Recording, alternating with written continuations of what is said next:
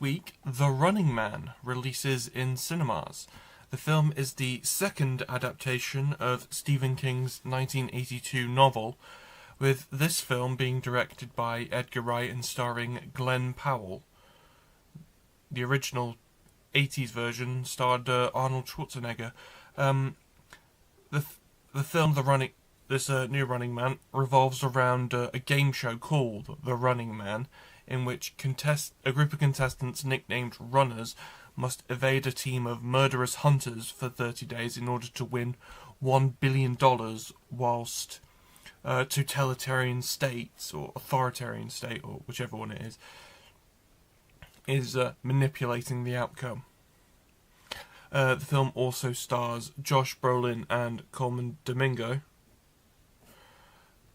So far, the film has received mixed reviews from critics, but I think the consensus leans more towards the positive side, especially as it's similar to Francis Lawrence's recent Stephen King adaptation, The Long Walk, in that it's a pretty accurate depiction of modern-day America.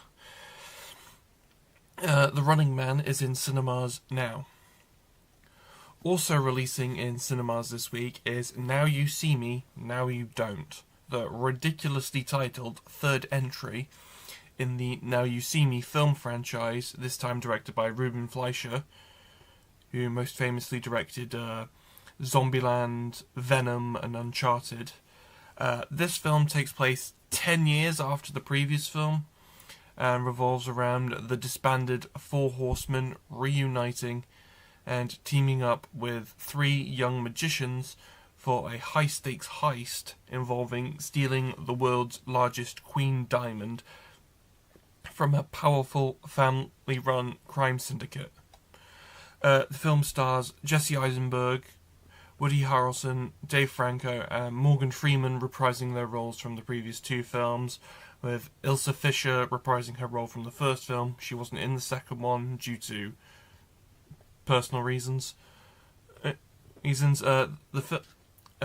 third film also stars Justice Smith, Dominic Sessa, Ariana Greenblatt, and Rosamund Pike, with Mark Ruffalo and Lizzie Kaplan expected to reprise their roles from the previous films in limited appearance ahead of the in-development fourth movie. So far, the film's received mixed reviews from critics. I'm looking forward to it because I'm a fan of the first two films. The second film more. Now You See Me, Now You Don't is in cinemas now. This week, F1 the movie was released on home video. The film stars Brad Pitt as Sonny Hayes, an American vagabond racing driver who competed in Formula One in the early 90s, competing with the likes of Michael Schumacher and Ayrton Senna, until a crash ended his career, until his former teammate recruits him to save his Formula One team Apex GP from collapse. The film also stars Damson Idris as Hayes' teammate at Apex, Kerry Condon as the team's technical director, Tobias Menzies as a slimy board member, and Javier Bardem as the team owner and Hayes' former teammate at Lotus in the 90s. The film is directed by Joseph Kosinski, who did Top Gun Maverick, and so this F1 the movie features footage of real-life Formula One races, with Pitt and Idris driving specially built Formula One cars for the film.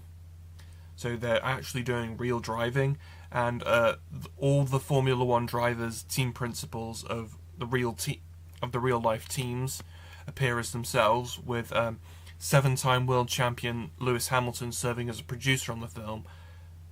When he was at Mercedes, when he drove for Mercedes when the film was being made, because he was crucial in getting Mercedes' cooperation in helping to develop the car, the Apex GP car. The film is also the most successful of Pitt's career. So I watched the film for the first time this week, and I had a lot of hype for it, as I'm a big Formula One fan, and this film definitely delivered. The film is not only technically and visually impressive, but it also portrays a great Formula One comeback story that I think can be viewed as authentic, with Pitt and Idris having a great dynamic as teammates. That's really true to how a real Formula One driver pairing dynamic would be. They push each other to get better. Their differences push each other to get better. I gave the film 4.5 stars out of 5. F1 is on home video now and will stream on Apple TV in December, I believe. Last weekend, Guillermo del Toro's Frankenstein started streaming on Netflix. The film is an adaptation of the 1818 Mary Shelley novel, Frankenstein and the Modern Prometheus, I think it's called. And revolves around Baron Victor Frankenstein, whose experiments in creating new life results in dangerous consequences when his monstrous creation comes to life and develops, a mind of its own. The film stars Oscar Isaac, Mia Goth, and Jacob Elordi. So I didn't really have any expectations for it. I just, sort of like House of Dynamite. I just sort of saw promotion for it, just sort of rocked up to it, like, okay, let's see how this goes. I'll review it. But I was absolutely blown away by the visuals, the performances, and the artfully done, profound and complex thematic depth. I was just really knocked away by the film. So I gave the film 5 stars out of 5. It's now my second best film of the year. So actually, I might change that to being the best film of the year. I'll have to see. Guillermo del Toro's Frankenstein is streaming now on Netflix. That's all I have for this week, but be sure to check back next week where I'll be previewing Wicked for Good, as well as reviewing Nobody 2. See you next time.